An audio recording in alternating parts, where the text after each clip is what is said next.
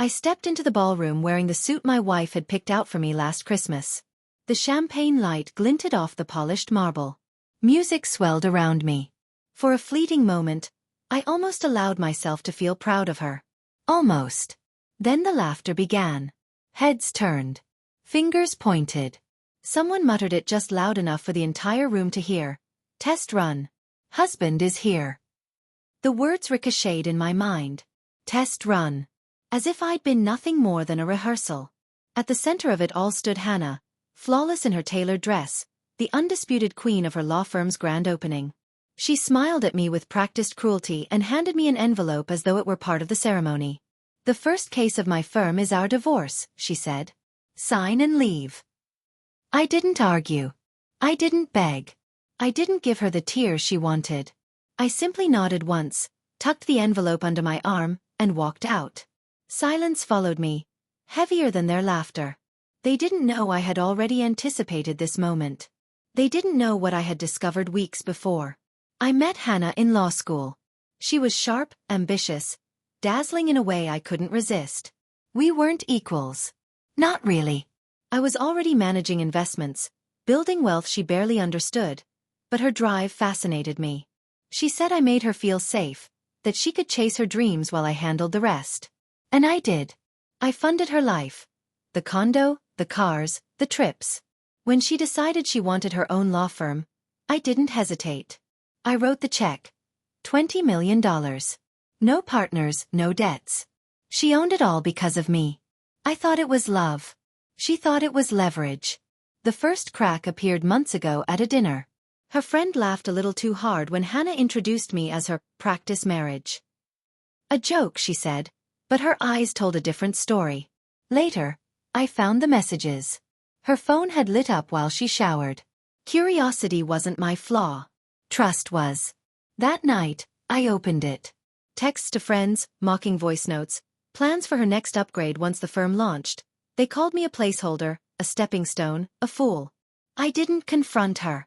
That would have been mercy. Instead, I started taking notes. I began with the accounts. Every dollar she spent came from me. Quietly, I rerouted the payments.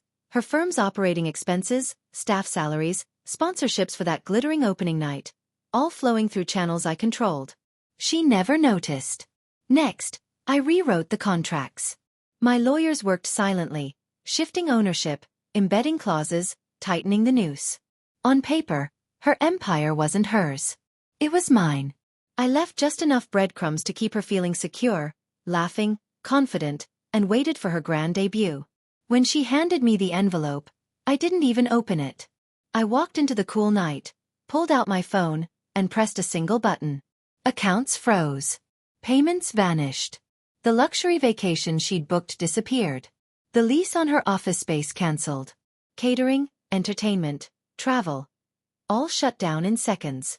Most importantly, my $20 million investment was recalled and liquidated. Without it, her firm collapsed like a house of cards. By the time I got home, my phone was vibrating off the table. 456 missed calls. Her partners, her friends. Panic spreading faster than champagne ever could. I ignored them all. Then came a knock at the door. It wasn't Hannah. It was her managing partner, the one she whispered to when she thought I wasn't listening. Pale, sweating, desperate. You can't just pull the funding, he stammered. I can, I said. And I did. He tried to bluff with legal threats, but I had closed every loophole.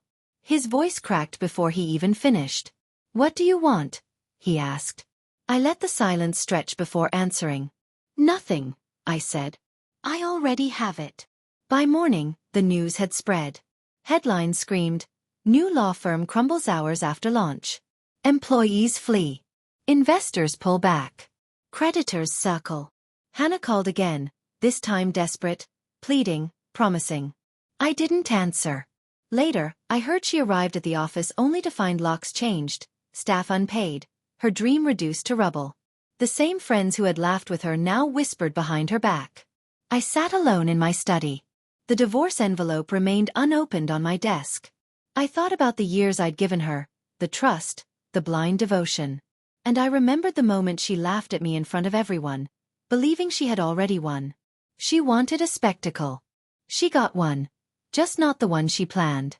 I don't need to see her face again to know what it looks like now. Shock, rage, fear.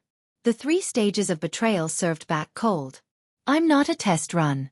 I'm the final exam.